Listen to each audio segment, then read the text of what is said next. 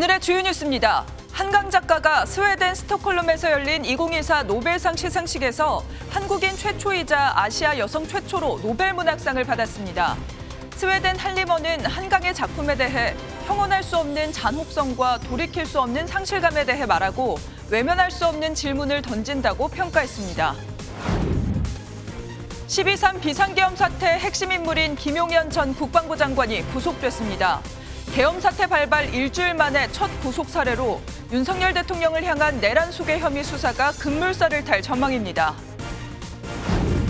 경찰 국가수사본부 특별수사단이 비상계엄 사태 당시 국회 봉쇄를 지시한 혐의 등으로 오늘 새벽 조지호 경찰청장과 김봉식 서울경찰청장을 긴급 체포했습니다.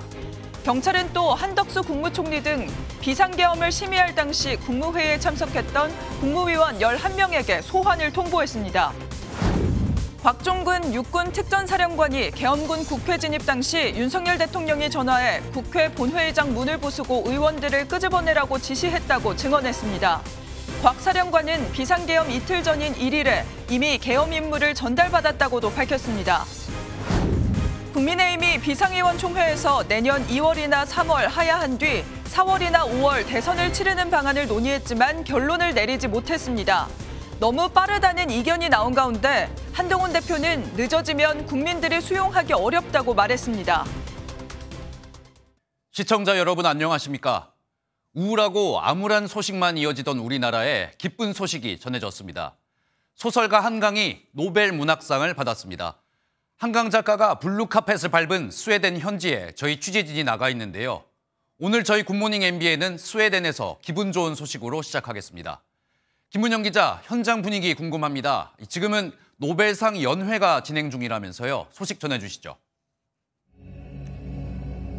네, 지금 제가 서 있는 곳은 스톡홀름 시청 건물 앞입니다. 이 건물 안에서 연회장에서 지금 1,300여 명의 연회가 열리고 있습니다.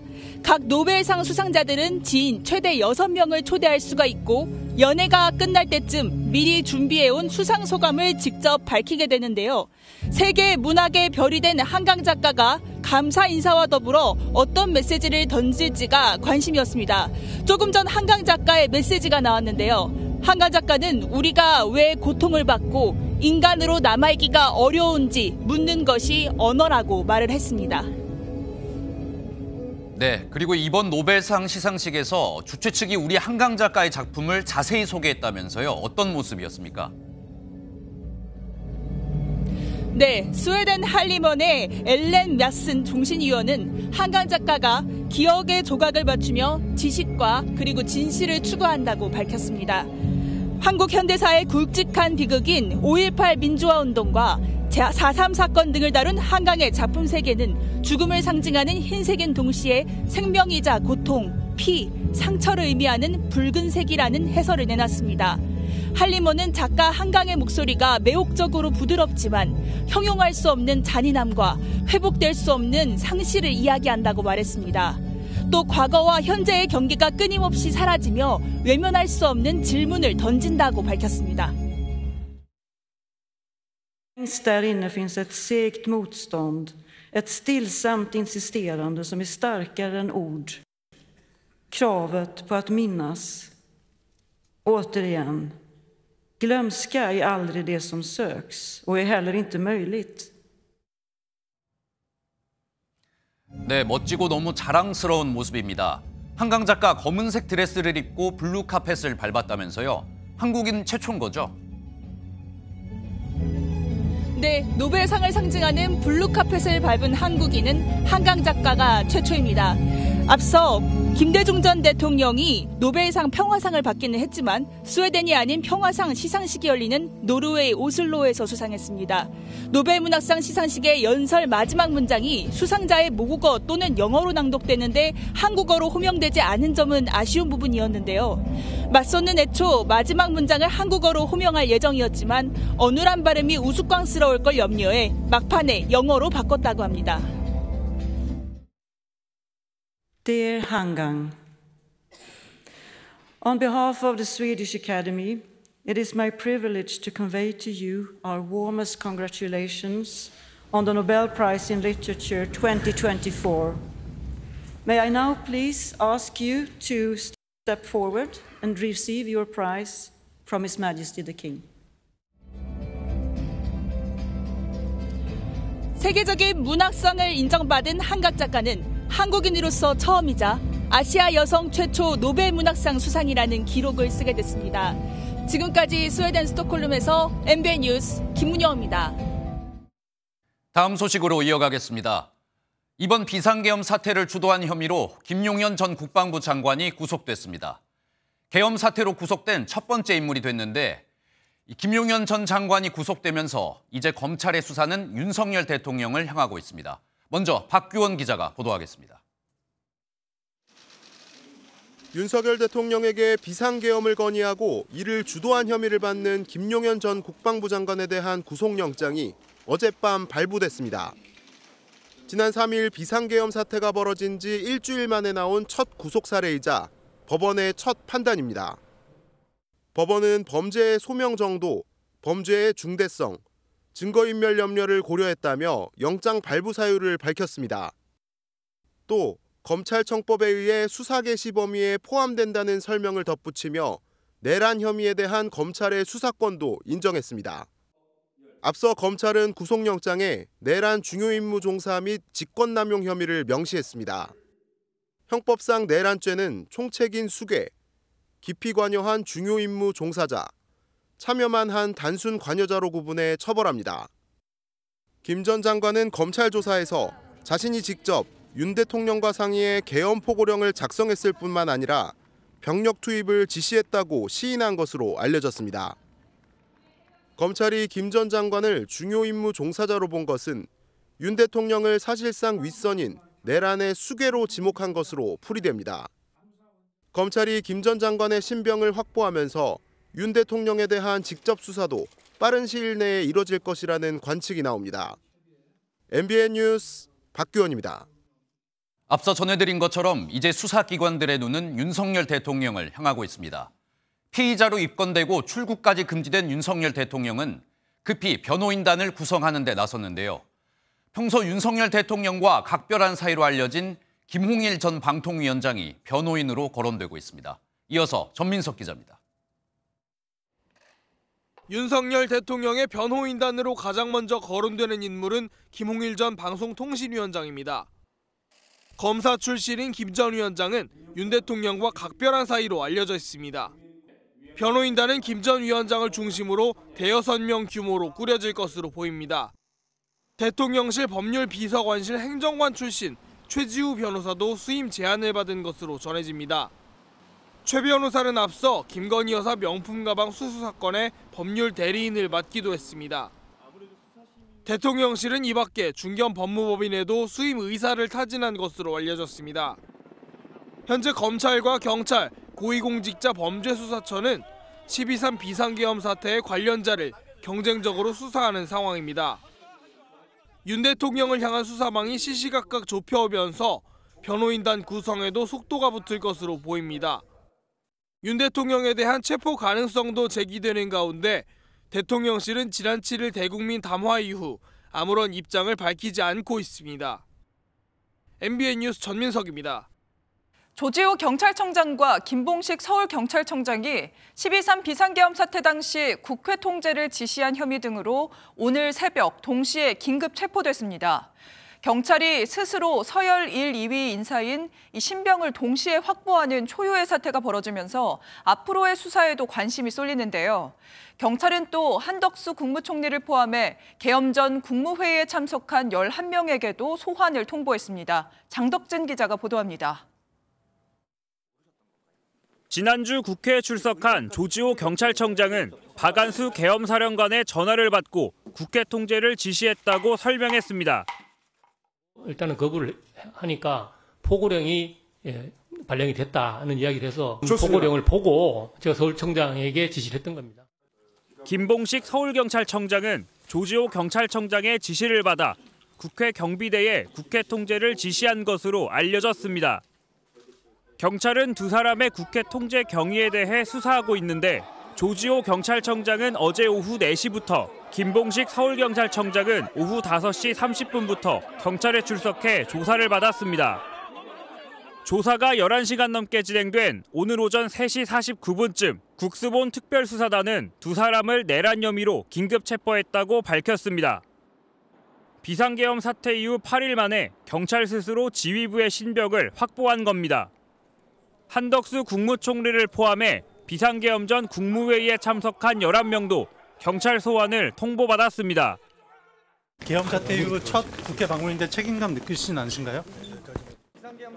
국정수습을 맡을 총리까지 수사선상에 오른 가운데 경찰 특수단은 피의자 신분인 한 총리가 출석을 거부할 경우 강제 수사에 착수하겠다고 밝혔습니다. MBN 뉴스 장덕진입니다. 민주당은 계엄 사태와 관련해 말 그대로 탄핵 공세를 퍼붓고 있습니다. 지금은 한덕수 국무총리의 탄핵도 검토 중이라고 밝혔는데요. 민주당은 비상계엄 선포 당일 국무회의에서 한 총리가 어떤 입장이었는지 직접 밝히라고 압박하고 있는데 동조 혐의가 짙으면 탄핵을 추진할 수밖에 없다고 주장하고 있습니다. 정태훈 기자가 취재했습니다. 내란죄 혐의로 한덕수 국무총리를 국가수사본부에 고발한 민주당은 탄핵까지 검토 중입니다. 실무적인 탄핵소추안은 작성을 하고 있습니다. 발의 시점에 대해서는 지금 아직 결정된 건 없습니다.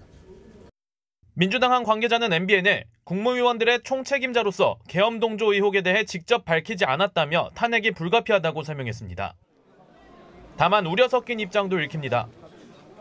한 원내 핵심 관계자는 국정이 혼란스러운 상황에서 명확하지 않은 부분에 대해서는 신중해야 된다는 의견이 많다며 조심스러운 당내 분위기를 전했습니다. 대통령 수사가 속도를 내고 있는 가운데 유사시 총리는 대통령직을 대행하게 되는데 총리가 탄핵되면 경제부총리와 사회부총리 순으로 권한을 이어받게 됩니다. 국무회의를 주재한 한 총리는 국무회의에서 국정 조기 안정화를 위한 흔들림 없는 의지를 보였습니다. 저를 비롯한 전 내각은 어떠한 경우에도 국가의 기능이 안정적으로 유지되고 국정에 한치의 공백이 발생하지 않도록 혼신의 노력을. 민주당은 현 시점에서 한 총리 이후 추가 국무위원에 대한 탄핵은 검토하고 있지 않다면서도 한 총리의 조속한 입장 표명이 없으면 행동에 나서겠다고 경고했습니다. MBN 뉴스 정태용입니다. 검찰과 경찰 그리고 고위공직자 범죄수사처까지 모두 비상계엄 수사에 뛰어들면서 혼란이 가중됐는데 이 세 개 수사기관들이 수사와 관련한 협의에 나서기로 했습니다. 조만간 수사협의체를 구성할 걸로 보이는데 협의체가 만들어져도 지금의 수사 혼란은 계속 이어질 거란 우려도 나옵니다. 당장 어제만 하더라도 공수처는 이미 체포된 김용현 전 국방부 장관에 대해 구속영장을 청구하기도 했습니다. 최희지 기자가 보도합니다. 검찰과 경찰 공수처가 조만간 수사 조율을 위한 협의체를 구성하기로 했습니다. 중복 수사로 인한 비효율과 혼란이 이어지자 의견을 모으기로 한 겁니다. 다만 협의체가 만들어지더라도 수사 경쟁으로 인한 혼란은 계속될 것으로 보입니다. 공수처가 김용현 전 국방부 장관에 대해 구속영장을 중복으로 청구한 게 대표적인 사례입니다. 공수처는 구속영장 기각에 대비한 것이라고 설명하지만 이미 검찰이 구속영장을 청구한 만큼 불필요한 중복 조치라는 지적이 나옵니다. 앞서 검찰과 경찰도 여인형 국군 방첩사령관, 박안수 계엄사령관 등의 동시에 출석을 요청하는 등 12.3 계엄선포 가담 핵심 인물 수사를 두고 소환 경쟁이 여전히 계속되고 있습니다. 새 수사기관이 다 같이 뛰어들면서 향후 재판 과정에서 적법성 문제가 불거질 수 있다는 지적도 나옵니다. 저희들로서도 굉장히 안타깝게 생각을 합니다. 공소제기 절차의 적법성이나 또 증거 능력 문제로까지 결국 지금의 수사상 혼돈은 특검으로 해결되는 것이 유일한 대안이라는 주장이 나오고 있습니다. MBN 뉴스 최희지입니다. 지금부터는 오늘 새벽까지 이어진 국회 국방위 소식으로 이어가겠습니다. 비상계엄 당시 작전에 참가했던 군인들이 국회에서 새로운 폭로를 쏟아냈습니다. 계엄군을 지휘했던 곽종군 특수전 사령관은 윤석열 대통령이 국회 본회의장의 문을 부수고 의원들을 끄집어내라 지시했다고 폭로했습니다. 이번 사태에 새로운 국면이 시작되는 모습입니다. 먼저 강재묵 기자입니다. 비상계엄 중 국회에 진입한 대원들을 지휘했던 곽종근 특수전 사령관은 윤석열 대통령으로부터 의원들을 끌어내라는 구체적 지시가 있었다고 밝혔습니다. 의결 정족수가 아직 다 안 채워진 것 같다. 빨리 문을 부수고 들어가서 안에 있는 인원들을 끄집어내라 라고 말씀을 하셨습니다. 곽 사령관은 윤 대통령의 지시와 함께 고민에 빠졌었다고 언급하며 대통령의 지시를 결국 이행하지 못했다고 설명했습니다. 작전 병력들이 나중에 범법자가 되는 문제와 너무 많은 인원들이 다치기 때문에 차마 그것은 옳지 않다고 판단했습니다. 야당은 이번 계엄이 사전에 기획됐다는 의혹을 계속 제기하고 있습니다. 올 3월에 그 연합훈련할 때 충정 8천이라는 그 계엄 훈련을 했었죠. 합수본부 만드는 훈련. 계엄 훈련을 한 거죠. 곽 사령관도 계엄이 선포된 지난 3일보다 이틀 앞선 지난 1일 계엄 사실을 먼저 인지했다고도 밝혔습니다. 곽 사령관은 김용현 전 국방부 장관으로부터 비화폰을 통해 국회와 선관위를 포함한 6개 기관을 확보하라는 지시를 받았다고 설명했습니다. 하지만 실제 계엄 상황이 발생할 것이라고는 짐작하지 못했다며 해당 내용을 예하 여단장들에게 공유하지는 않았다고 덧붙였습니다. MBN 뉴스 강재묵입니다. 한편 이번 비상계엄을 주도한 여인영 방첩사령관에 대한 폭로도 이어졌습니다. 여인영 사령관이 선관위의 몸통이라고 할 수 있는 전산실 장악을 지시했다는 주장과 정치인 14명에 대한 체포작전을 직접 지시했다는 내부 증언이 쏟아졌습니다. 계속해서 권용범 기자의 보도입니다. 정성우 국군방첩사령부 1처장은 상관인 여인형 방첩사령관이 선관위 전산실 서버의 복사와 확보를 지시했다고 말했습니다. 선관위 서버를 복사하고 통째로 들고 나오고 이 지시는 누가 내린 것입니까? 여인영 사령관께서 저에게 구두 지시하였습니다. 지시가 적법한지 함께 토의한 법무관 7명이 강력히 반대했고 자신도 위법 소지가 있다고 판단해 사실상 지시를 거부했다고 덧붙였습니다. 결국 비상계엄 선포 직후 중앙선거관리위원회에 들이닥친 건 국군정보사령부 요원들이었습니다. 저희가 받은 임무는 선관위에 가서 전산실 위치를 확인해라. 제가 찍어서 보내라고 지시를 했습니다. 여 사령관이 정치인 등 주요 인사의 체포와 구금을 지시했다는 방첩사 내부 증언도 처음으로 나왔습니다. 장관께서 직접 명단을 불러주셨다. 수사관들을 출동시켜서 수방사로 이송시켜라라고 14명으로 기억하고 있습니다. 비상계엄 당시 여인형 방첩사령관이 내렸던 지시들이 하나씩 드러나면서 이번 사태의 주동자 윤광 역시 점차 뚜렷해지고 있습니다. MBN 뉴스 권용범입니다. 오늘 하루 중요한 일정을 소개해드리는 굿모닝 오늘입니다. 어떤 일정이 있는지 함께 살펴보겠습니다.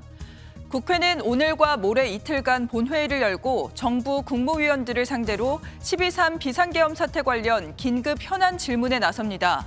국회 법사위도 전체 회의를 열고 비상계엄 사태 규명을 위한 현안 질의와 함께 내란 특검법과 네 번째 김여사 특검법을 처리합니다. 민주노총 산하 금속노조가 윤석열 대통령의 퇴진을 요구하며 오늘 하루 총파업에 들어갑니다. 기아 노동조합도 상부단체인 금속노조 결정에 따라 오전 근무조와 오후 근무조가 각각 2시간씩 모두 4시간의 파업을 진행하기로 했습니다. 의사단체가 내년도 의대 신입생 모집을 중단하라고 촉구하는 가운데 오늘부터 전국 의대 수시 합격자 발표가 시작됩니다. 합격자가 발표되면 취소할 수 없어 일부 의사단체가 요구하는 내년도 의대 모집 중단은 물론 증원 취소도 어려워질 걸로 보입니다. 지금까지 굿모닝 오늘이었습니다.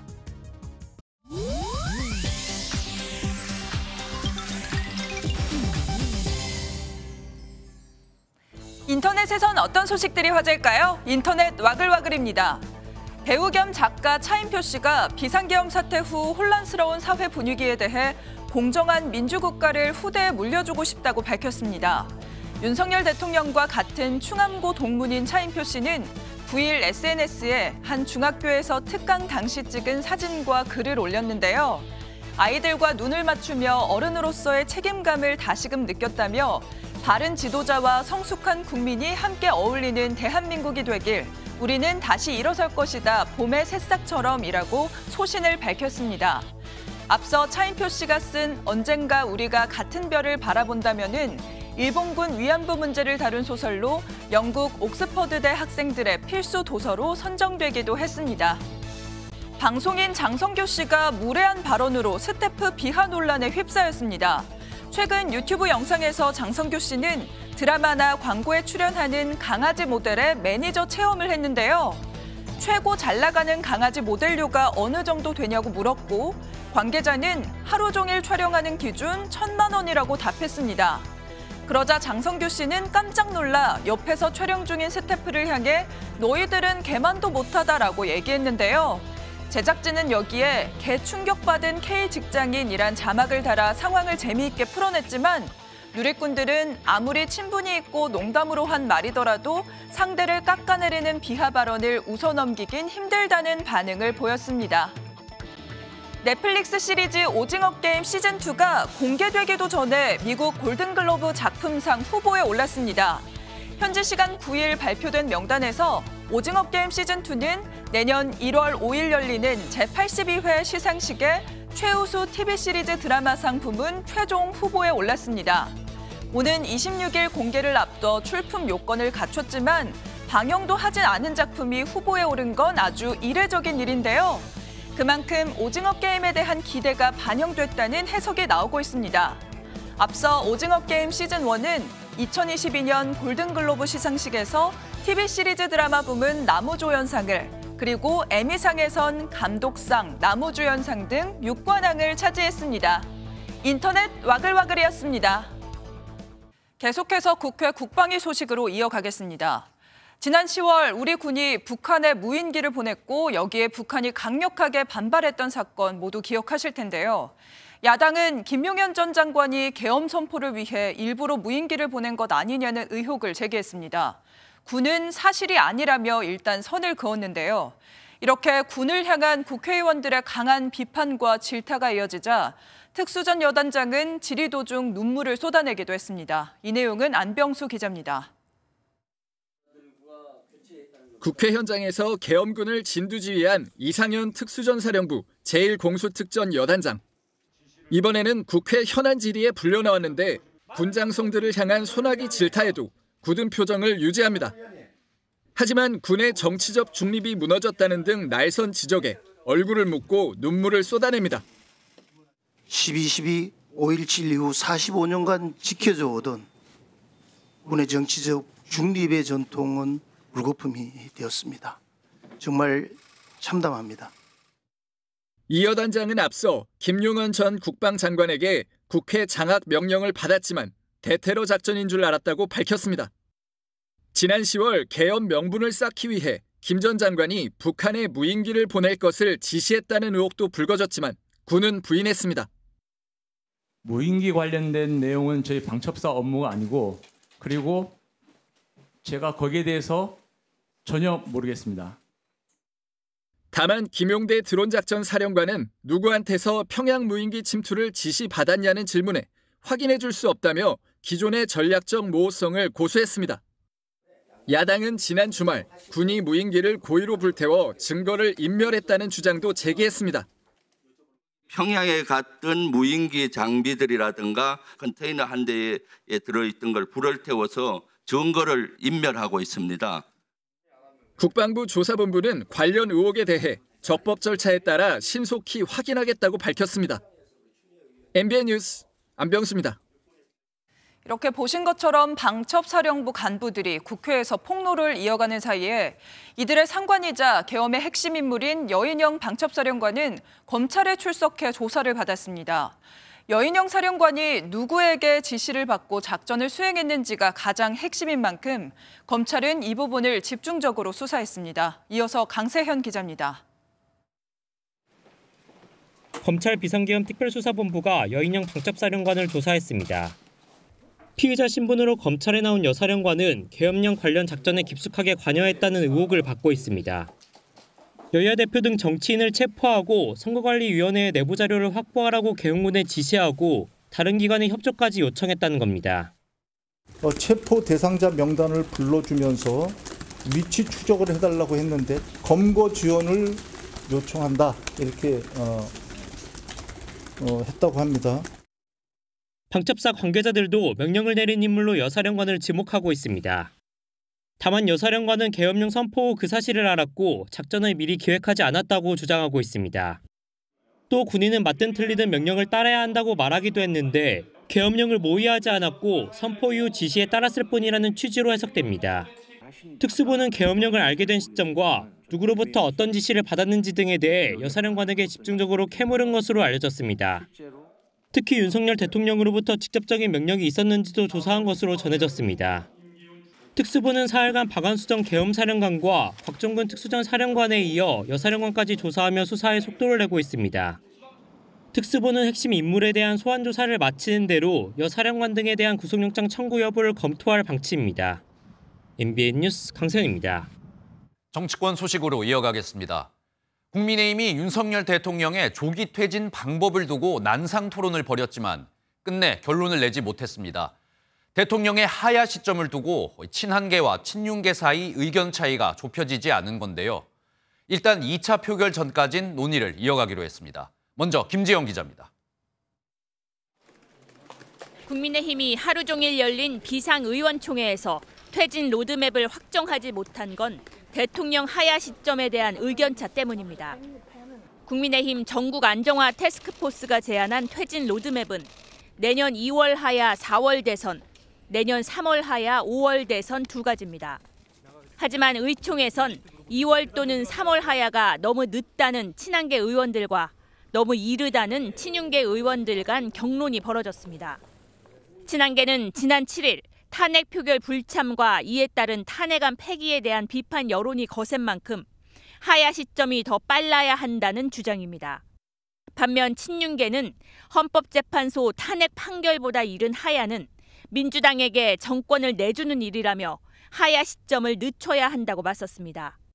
한동훈 대표는 퇴진 시점이 너무 늦으면 국민이 수용하기 어렵다고 밝힌 것으로 알려졌지만 끝내 결론을 내지 못했습니다.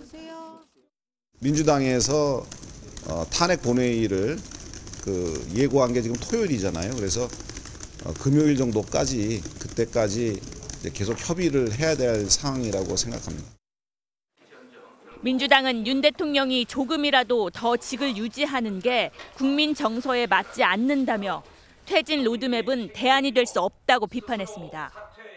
민주당의 반대에 당내 계파 갈등도 더해지면서 퇴진 로드맵의 실효성에 대한 우려도 나오고 있습니다. MBN 뉴스 김지영입니다. 한편 윤석열 대통령에 대한 두 번째 탄핵안 처리가 이제 사흘 앞으로 다가왔는데요. 그런데 국민의힘 안에선 탄핵 반대를 주장하던 의원들의 단일 대오가 흔들리고 있습니다. 벌써부터 탄핵 표결에 참석하겠다는 의원들이 나오기 시작했습니다. 이 내용은 조희로 기자입니다. 지난 7일 국회 본회의에서 윤석열 대통령의 탄핵 소추안에 대한 첫 표결이 진행됐을 당시 국민의힘은 탄핵 반대와 함께 본회의 불참도 당론으로 정했습니다. 불참 당론에도 안철수, 김혜지, 김상욱 의원 등 3명의 의원이 소신대로 표결에 참여했습니다. 하지만 집단 불참에 대한 비판 여론이 확산하자 이번엔 탄핵 반대 단일 대오가 흔들리는 분위기입니다. 표결 방식에 대한 당론이 모이기도 전에 참석하겠다는 공개 목소리가 나왔습니다. 2차 탄핵 안에 대해서는 모두가 참여해서 자유투표에 맡겨야 된다, 그런 입장입니다. 표결 지난번에 들어가지 못한 것에 대해서 당의 큰 패착이라고 공감하고 있고, 또한 표결은 저희가 참여해야 된다라는 의견이 다수 있기 때문에 탄핵 찬성 기류가 강해지는 분위기도 읽힙니다. 한 초선 의원은 대통령의 퇴진은 빨라야 한다면서 2차 탄핵 표결 전까지 퇴진 로드맵이 제대로 작동하지 않으면 탄핵에 찬성할 수밖에 없다고 말했습니다. 일각에선 한동훈 대표의 로드맵과 상관없이 오는 14일 2차 투표에서 탄핵 여부가 결정될 수 있다는 분석도 나옵니다. MBN 뉴스 조희로입니다. 영남과 서울의 민심 차이가 커서 깜짝 놀랐다. 지난번 대통령 탄핵 표결에 참석했던 국민의힘 김상욱 의원의 말입니다. 배신자라는 공격과 함께 살해 협박까지 받았다 말했는데요. 하지만 김상욱 의원은 그래도 이젠 많은 의원들이 탄핵 표결에 참여할 것이라고 주장했습니다. 이어서 김도영 기자입니다.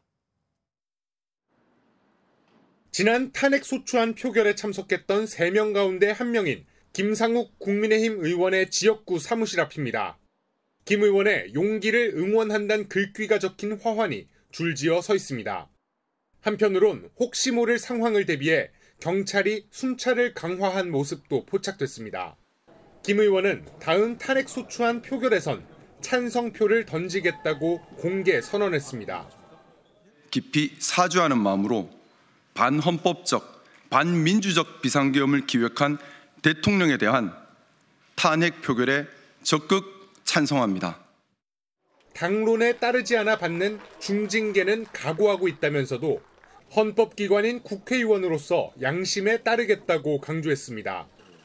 이어 탄핵에 찬성하는 여당 의원들이 상당수 있다고도 주장했습니다. 단언해 말할 순 없지만 탄핵 통과에 충분한 숫자라며 탄핵 찬성을 함께 논의하고 있는 의원들이 있다고 밝혔습니다. 김 의원은 응원도 쏟아지지만 반대로 협박과 공격도 동시에 쏟아진다고 설명했습니다. 국민의힘 의원들 대다수가 영남의 지역구를 둔 만큼 탄핵 표결에 나서기에 어려움이 있을 것이라고도 덧붙였습니다.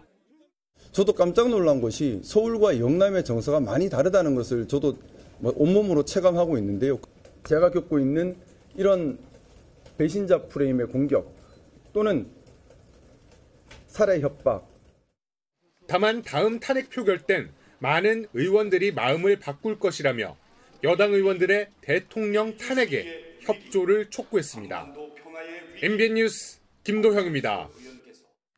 한편 탄핵안 표결에 불참한 국민의힘 의원들을 상대로 시민들의 거센 항의가 이어지고 있습니다. 의원들의 사무실 앞에 근조 화환을 보내고 계란이 날아드는가 하면 일부 의원의 집에는 흉기가 배달되기도 했습니다. 보도에 손성민 기자입니다. 굳게 닫힌 문엔 케첩이 뿌려져 있고 바닥엔 달걀과 밀가루를 던진 흔적이 남아 있습니다. 김재섭 국민의힘 의원이 지난 7일 윤석열 대통령 탄핵안 표결에 불참한 것을 두고 시민들이 항의의 표시를 남긴 겁니다. 국민을 위해서 정치를 하시겠다고 이야기를 하셨는데 앞뒤 다른 행동을 너무 보이시는 것 같아서 민심 제대로 반영시켜서 제대로 탄핵 진행되게 해주십시오. 심지어 김 의원의 자택 앞에선 흉기까지 발견됐습니다. 사모님이 아예 거동을 못하고 계세요. 의원님뿐만이 아니라 가족들한테 그리고 저희 직원들한테도 위협이 지금 전가되고 있는 상황입니다. 사무실 주변이 이렇게 엉망이 됐지만 당직자들은 누군가 위해를 가할 수 있다는 두려움 때문에 청소는커녕 출근도 못하고 있습니다. 탄핵안 표결에 불참했던 조정훈 의원 측도 시민들의 항의에 몸살을 앓고 있습니다. 조 의원 측 관계자는 날계란과 쓰레기를 던지고 사무실 문을 발로 차는 행위가 계속되고 있다고 호소하기도 했습니다. 권영세 배현진 의원 사무실에도 근조 화환이 배달되는 등 국민의힘을 대상으로 한 시민들의 항의가 잇따르고 있습니다. 경찰은 집과 사무실 인근에 순찰차를 추가 배치하는 등 조치에 나섰지만 시민들의 항의가 잦아들지는 미지수입니다. MBN 뉴스 손성민입니다.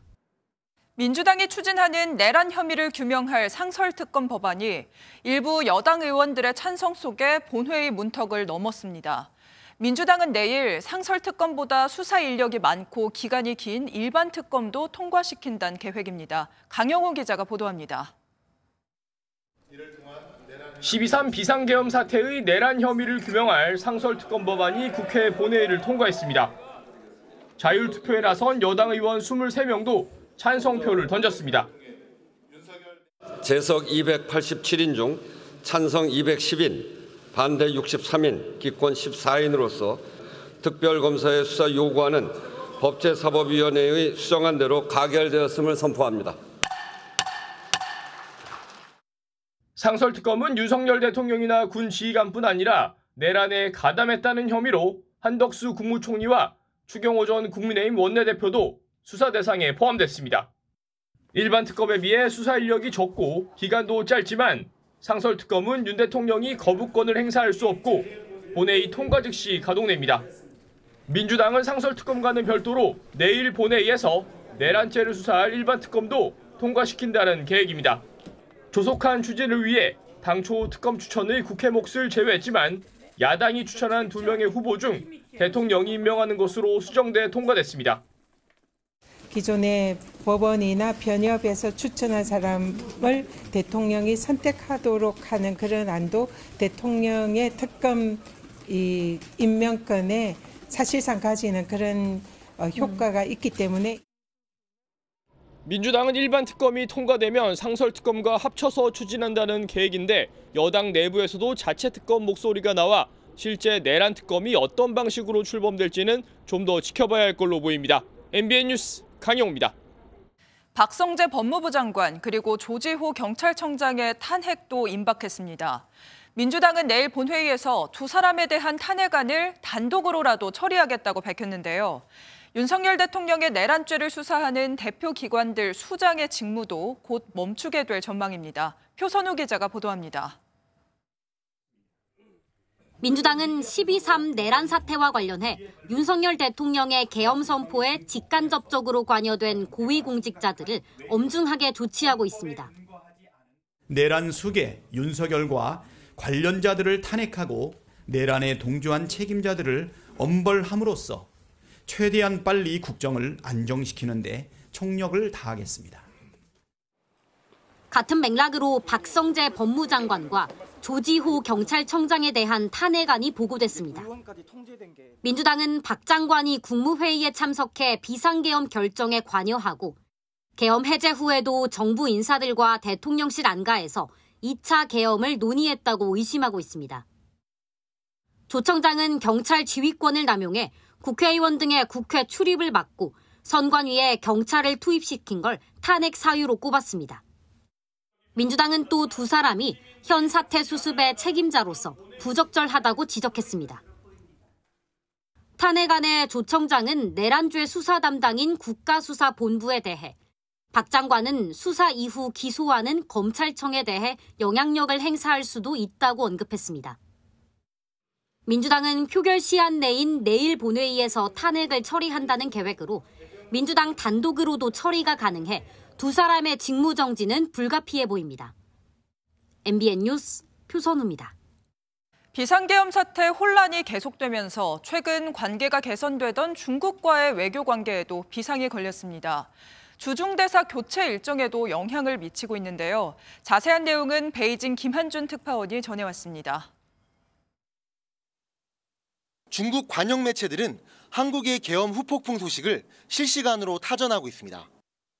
SNS에서의 관심도 여전한데 경찰청 특별수사단이 조지호 경찰청장의 출국을 금지했다는 소식에 대해서는 자신들의 수장을 제한한다는 사실이 매우 흥미롭다는 반응을 내놓기도 했습니다. 탄핵 정국은 주중대사 교체 일정에도 영향을 미치고 있습니다. 지난 10월 새 주중대사로 김대기 전 대통령실 비서실장이 내정되면서 현 정재호 대사가 이르면 다음 주에 귀국하고 김 전 실장은 이달 말 부임을 앞두고 있었는데 귀임과 부임 일정 모두 문제가 생겼습니다. 대사의 귀국에는 대통령의 명령이 있어야 하고 새 대사의 부임에도 국가원수의 신임장이 필요한데 현재 윤석열 대통령의 거취와 권한 행사 모두가 불투명하기 때문입니다. 2016년 탄핵 당시 권한대행이던 황교안 총리가 오스트리아 대사의 신임장을 대신 준 적이 있지만 지금 한덕수 총리는 정식 직무대행도 아니어서 그런 방법도 불가능합니다. 이런 상황에서 김 전 실장보다도 늦게 내정된 다이빙 신임 주한 중국 대사가 오는 23일쯤 부임할 것으로 알려지면서 우리 정부는 더욱 난감한 상황에 빠지게 됐습니다. 한중 관계의 회복 조짐 속에 윤석열 정부의 중량급 인사로 기대를 받았던 김 전 실장이지만 이런 정국이라면 주중대사 부임 자체가 무산될 가능성도 배제할 수 없다는 전망까지 나오고 있습니다. 베이징에서 MBN 뉴스 김한준입니다. 우리나라에 관심을 두고 지켜보는 건 일본도 마찬가지입니다. 윤 대통령이 한일 관계 개선을 위한 행보를 보여왔다는 점에서 일본 내에서도 이번 사태가 앞으로 한일 관계에 미칠 영향을 걱정하는 목소리가 높습니다. 김수형 기자입니다. 윤 대통령은 취임 뒤 한일 셔틀 외교를 복원하는 등 경색됐던 한일 관계 개선을 위한 행보를 보여왔습니다. 전임 기시다 총리님에 이어 총리님과도 셔틀 외교를 포함한 활발하고 긴밀한 소통을 통해서 한일 관계의 발전을 내년 한일 국교 정상화 60주년을 앞둔 시점에서 비상계엄 사태가 터지면서 일본 국민 3명 중 2명은 한일 관계에 미칠 영향을 우려하고 있는 것으로 나타났습니다. 일본 정부도 외교 방향에 대해 고심하고 있습니다. 요미우리 신문은 일본 정부가 대한국 외교 향방을 고심하고 있다고 보도했습니다. 특히 일본 정부는 직접적 논평을 자제하고 있다며 미국이 오판이라고 강하게 비판한 것과 대조적으로 윤 대통령에 대한 배려가 있는 것으로 보인다고 덧붙였습니다. 재개됐던 셔틀 외교는 당분간 중단될 전망입니다. 윤 대통령에 대해 출국 금지가 내려졌고 이시바 시게루 일본 총리는 비상계엄 사태 발생 뒤 내년 1월 한국 방문 대신 인도네시아 방문을 계획하고 있는 것으로 전해졌습니다. 韓国訪問についてはまだ何ら具体的に決まっているものではございません。いずれにいたしましても現地の状況を重大な、そして特段な関心を持って注視をしておるということでございます。 일본 언론은 나아가 한일 관계에 대해 정상 간 개인적 관계에 과도하게 의존하는 위험성도 부각됐다고 짚기도 했습니다. MBN 뉴스 김수영입니다.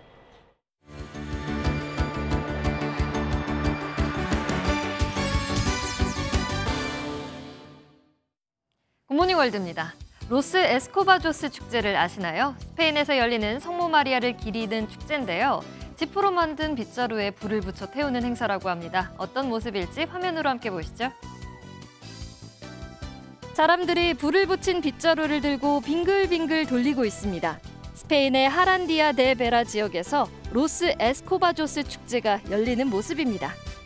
이 행사는 성모 마리아를 기리는 행사로 매년 12월 7일 성모 마리아 대축일 전날 이뤄집니다.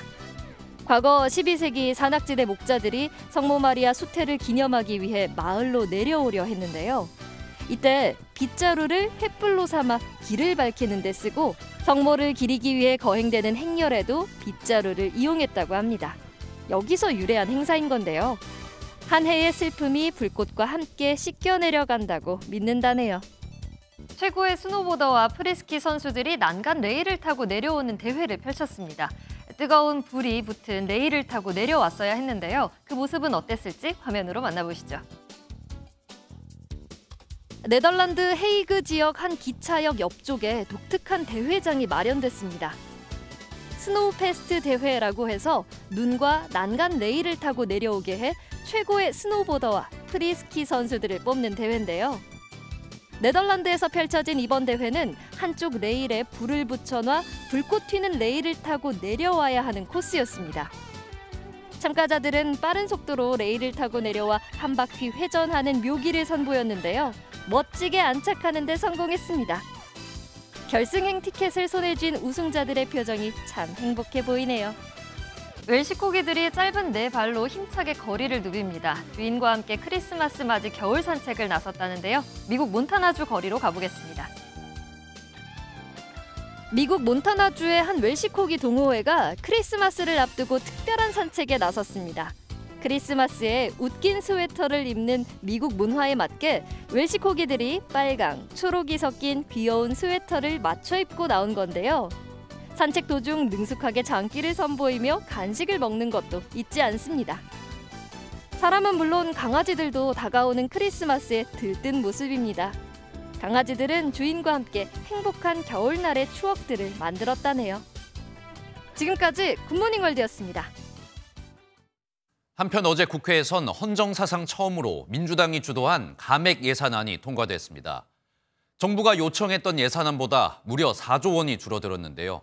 정부는 유감스럽다는 입장을 밝혔습니다. 보도에 이한나 기자입니다. 내년도 정부 예산안이 민주당의 삭감한 대로 국회를 통과했습니다. 기존 정부 예산안 677조 4천억 원에서 4조 1천억 원 줄어든 규모입니다. 정부의 동의 없이 예산 증액은 불가능합니다. 감액한 상태의 내년도 예산안을 통과시키게 되어 무엇보다 국민 여러분께 송구합니다. 막판까지 정부와 여당은 추가 협의 가능성의 끈을 놓지 않았습니다. 민주당의 역점 사업인 지역사랑 상품권 등을 포함해 증액을 제안했지만 민주당은 그간 협의에 소극적이었던 정부 여당 태도를 탓했습니다. 당일 오늘에야 구체적 수치로 이렇게 제안한 행태에 대해서 참으로 유감스럽고 화가 나기도 합니다. 민주당은 필요할 경우 추경 입장을 고수하며 강경한 입장을 재확인했습니다. 민생과 경제 회복을 위해 증액이 필요한 부분이 있다면 추경 등의 방식으로 해결할 수 있다는 점 말씀드립니다.